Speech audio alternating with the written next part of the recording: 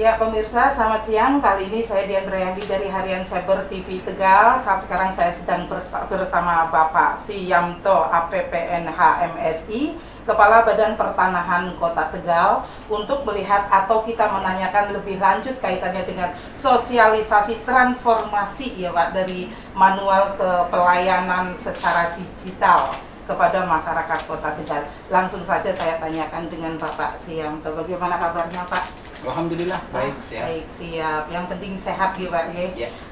Pak, tadi sedikit saya tanyakan itu kaitannya dengan transformasi pelayanan Badan Pertanahan Kota Tegal ke era digital. Bagaimana Bapak bisa menjelaskan kaitannya ini Pak? Ya. Memang Kementerian ATR BPN ini sekarang sedang berjuang untuk menuju ke alih media ya, terkait dengan kesiapan menuju ke pelayanan yang berstandar dunia. Standar dunia ini memang sudah dicanangkan oleh Pak Menteri dalam hal ini ya.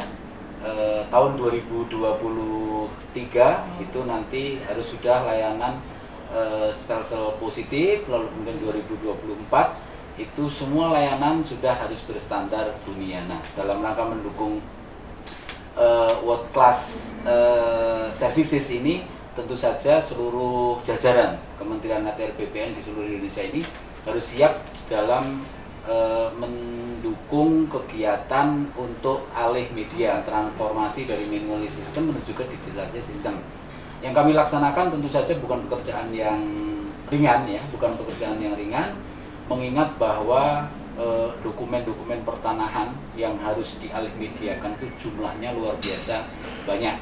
Karena Kota Tegal ini dari 85.000 bidang tanah, 85.000 bidang tanah itu sudah 97% itu terdaftar atau keluar sertifikatnya. Nah, otomatis dokumennya kan tidak sedikit.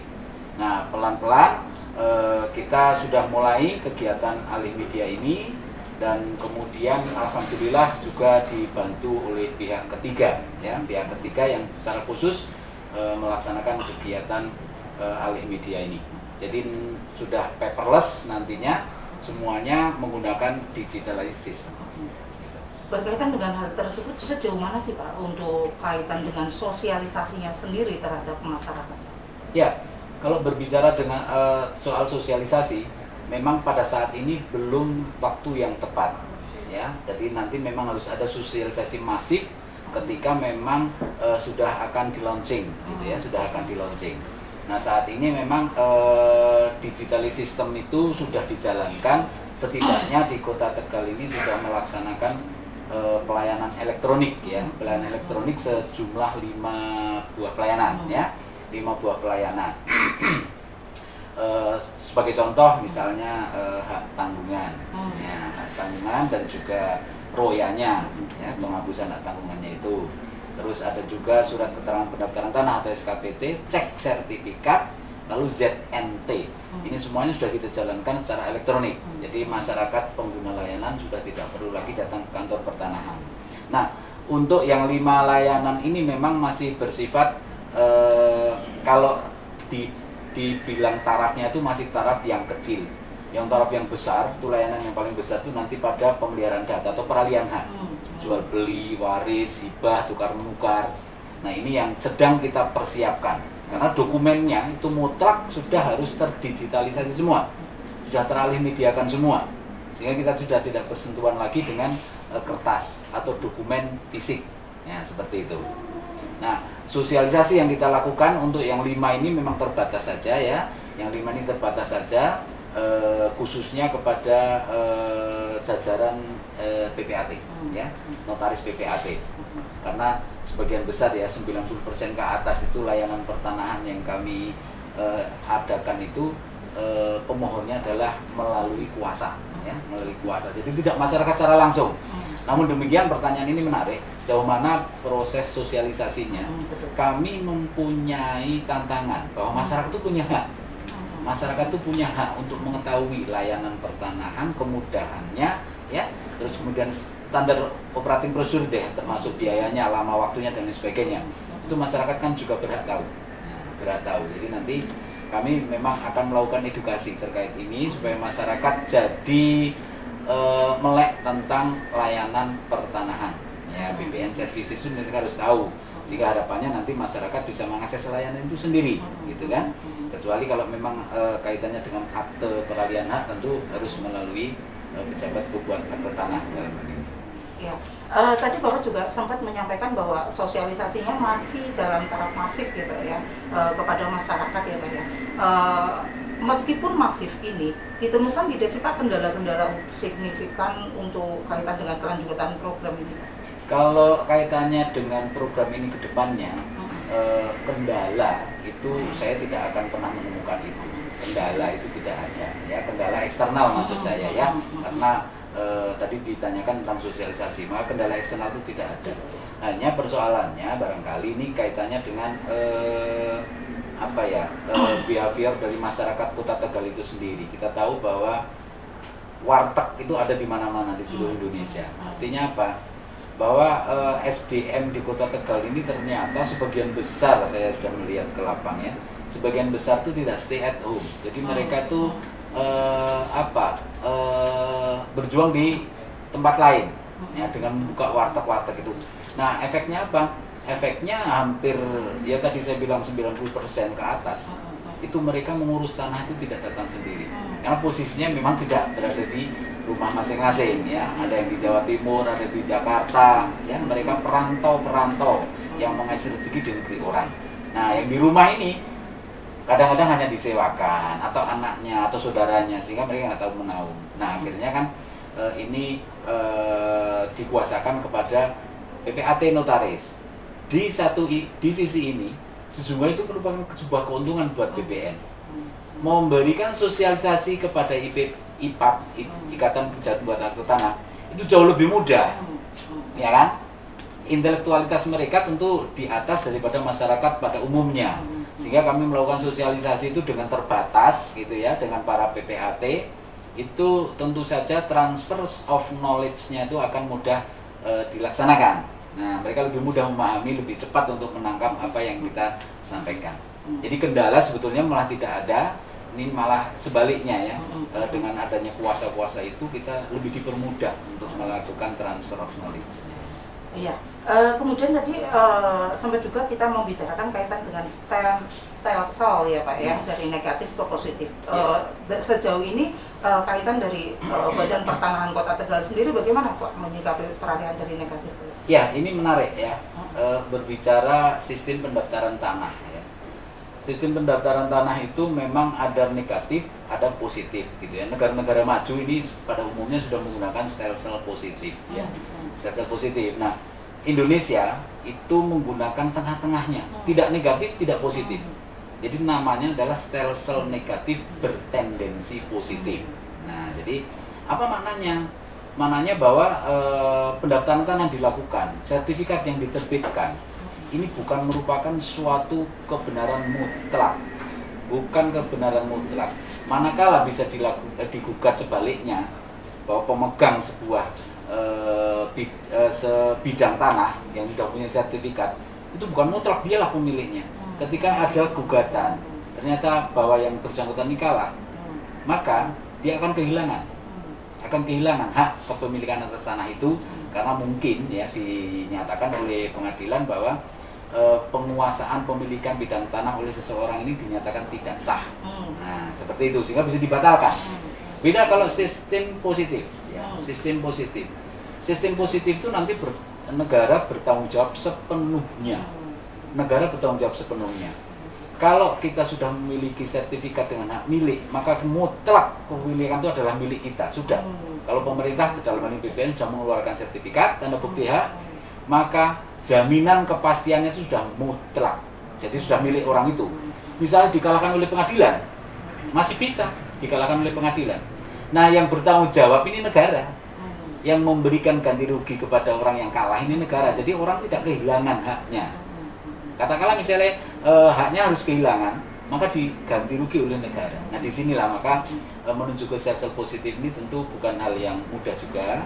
Ya, dari sisi negara tadi harus bertanggung jawab. Kemudian di sisi yang kedua, untuk menjamin mutlaknya sebuah alas hak, sertifikat hak atas tanah, ini kita perlu dokumen yang juga sudah pasti kebenarannya. Itulah makanya korelasinya dengan transformasi digital ini.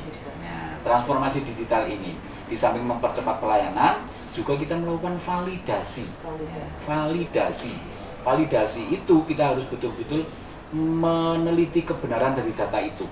Ya, makanya harus dilakukan validasi, baik itu yuridis, ya, hukumnya, KTP-nya, dokumen alasannya dan seluruhnya, maupun fisiknya, bidang tanahnya, batasnya mana dan seluruhnya, ya, luasnya berapa, NIK-nya berapa, nomor identifikasi bidangnya berapa, begitu seluruhnya harus divalidasi. BPN yang melakukan tugas berat ini, melakukan validasi ini, ya. Setelah validasi, valid betul, kita transfer ke digital system. Nah, itu menjadi dokumen yang nanti merupakan big data yang akan bisa diakses bahkan untuk pembuktian di pengadilan. Seperti itu konsepsinya, ya.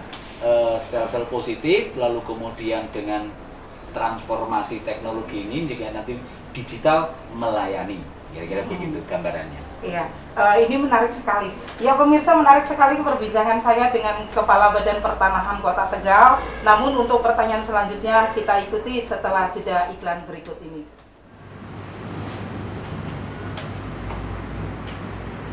Assalamualaikum warahmatullahi wabarakatuh. Kami dari Kantor Pertanahan Kota Tegal menghimbau dan mengajak kepada seluruh masyarakat Kota Tegal dan sekitarnya agar taat 4M di situasi pandemi COVID-19. 1. Memakai masker. 2. Mencuci tangan. 3. Menjaga jarak. 4. Menghindari kerumunan. Wabillahi taufiq wal hidayah. Wassalamualaikum warahmatullahi wabarakatuh.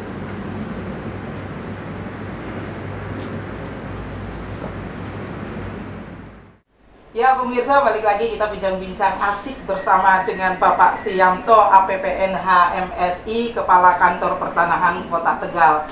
Di mana tadi juga beberapa hal yang disampaikan sama Bapak Siyamto ini untuk kaitannya dengan transformasi, kaitannya dengan masyarakat untuk lebih jelas tentang program-program daripada Kantor Pertanahan Kota Tegal. Salah satunya gini Pak, yang ingin saya tanyakan kaitannya dengan perintah Bapak Jokowi sebagai Presiden RI sampai dengan tahun 2025 ini Pak, bahwasannya seluruh bidang tanah itu harus bersertifikat. Yeah. Sementara di sistem ini dengan sistem manual ini bisa mencapai antara 70 hingga 80 tahun ke depan ya Pak, selesainya ya Pak ya.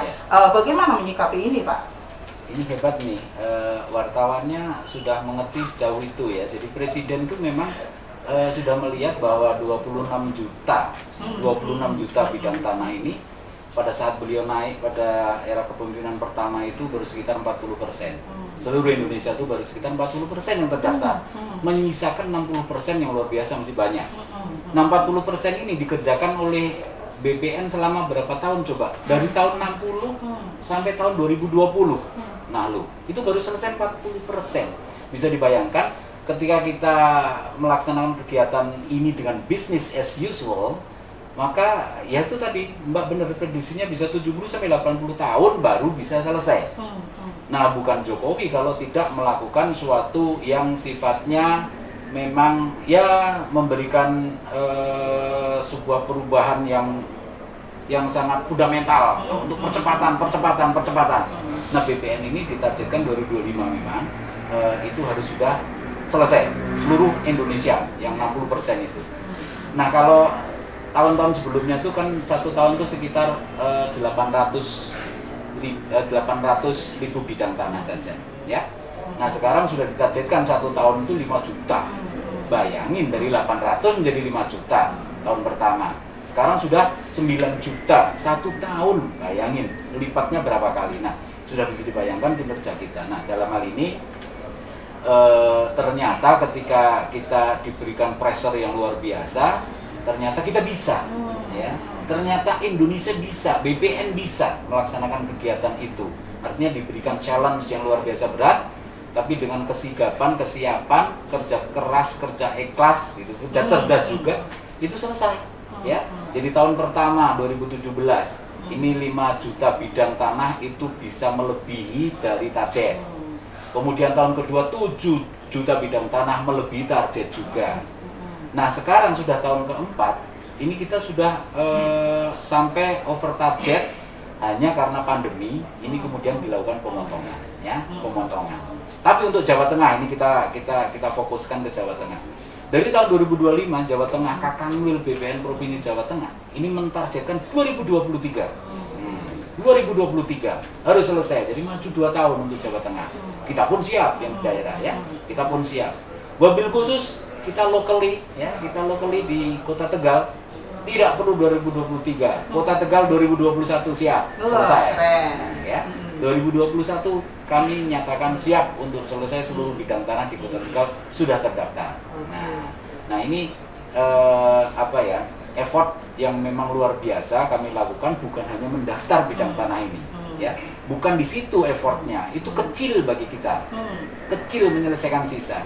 Yang paling berat tadi dalam rangka alih teknologi, transformasi, layanan digital, itu data kami semua harus valid, gitu ya, valid. Nah untuk memvalidasi ini yang luar biasa berat. Kenapa? Dari 85.000 bidang tanah yang di Kota Tegal, ya sekarang sudah 82.000, ya tinggal 97% kan, ya tinggal 2,sekian persen saja. Nah yang 97% itu kita hasilkan pendaftaran mulai tahun 1960 sampai 2020, ya. Nah peta-peta yang dihasilkan itu, ya peta-peta lokal, koordinat lokal, sehingga kalau sekarang dibaca di peta itu Mbak, di peta KKP namanya, itu tumpang tindih nggak karuan. Saya beri ilustrasi, satu titik jari kita menitikkan di sini di peta, ini sudah bertampalan 105 bidang tanah. Bisa dibayangkan. Nah, ini banyak di titik itu sana bertampalan, jadi kayak benang ruwet nggak karuan. Nah, disinilah tantangan yang paling berat bagi kami, effort yang luar biasa tinggi dari kami itu untuk repositioning bidang-bidang tanah itu, meletakkan bidang-bidang tanah pada posisi yang sesungguhnya. Dan alhamdulillah sampai dengan saat ini dari 27 kelurahan di Kota Tegal, ya, ini sudah 21 itu sudah kami tata, ya, sudah istilahnya sudah kelurahan lengkap. 21 apa ini Pak? 21 kelurahan. Dari 27 kelurahan, ya, sampai dengan tahun ini kami sudah berhasil menata lengkap 21 kelurahan. Nah ini tinggal menyisakan 6 lagi. Maka tidak terlalu muluk-muluk ketika saya targetkan 2021 Kota Tegal harus sudah selesai. Harus sudah selesai. Kira-kira gambarannya seperti itu. Jadi effort kita yang paling tinggi itu adalah melakukan validasi bidang tanah, spasial dan tekstual. Buku tanahnya juga harus sama, tekstualnya harus sama, dan masing-masing harus kawin nyambung dan sudah terplotting pada posisi yang sesungguhnya. Jangan sampai salah memplot bidang tanah itu dalam peta pendaftaran kita. Iya, luar biasa sekali ya Pak ya, effort yang luar biasa banget oleh Badan Pertanahan Kota Tegal. Berkaitan dengan hal ini juga Pak, terakhir yang ingin saya tanyakan ini Pak, harapan Bapak terhadap masyarakat dari masa transformasi atau segala sesuatu yang Bapak sampaikan tadi, harapan ke depannya bagaimana? Namun pertanyaan ini nanti kita sambung lagi setelah iklan berikut ini.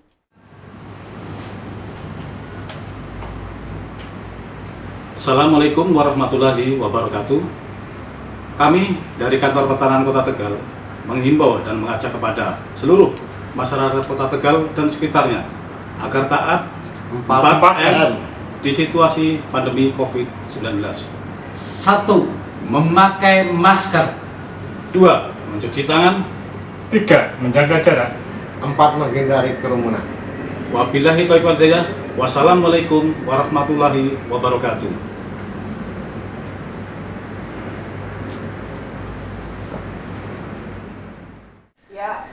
Pemirsa, kita lanjutkan lagi bincang-bincang asik, bincang-bincang cerdas bersama Kantor Pertanahan Kota Tegal. Dalam hal ini Bapak Kepala Kantor Pertanahan Kota Tegal, Bapak Siamto APTNH MSI. Kita lanjutkan lagi Pak, tadi commercial break-nya memang perlu supaya kita lebih rileks saja, kaitannya dengan sosialisasi, kaitannya dengan effort yang luar biasa. Tampaknya Kantor Pertanahan Kota Tegal ini selangkah lebih maju. dan luar biasa, applause yang luar biasa memang. Terima kasih.